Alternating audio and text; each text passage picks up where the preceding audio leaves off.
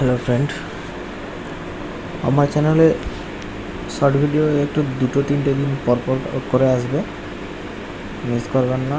প্রতিটা ভিডিওই আসবে, বাট আজকের ভিডিও ছাড়ছি সেলিং মেশিন কীভাবে রিপেয়ার করতে হয়। আর এই মেশিনটার ফল্ট ট্রান্সফর্মার পুড়ে গিয়েছে আর হিট হচ্ছে না। দেখুন কীভাবে পুড়েছে। কাস্টমারকে জিজ্ঞাসা করার পর ট্রান্সফর্মারের কাজ করা হবে। যদি করা হয় তাহলে আপনারা ভিডিও পেয়ে যাবেন। আর এই ট্রান্সফর্মারের আউটপুট হবে 0.24। ভিডিওটি ভালো লাগলে লাইক এবং সাবস্ক্রাইব করে দেবেন। ভিডিওটি শেষ পর্যন্ত দেখবেন।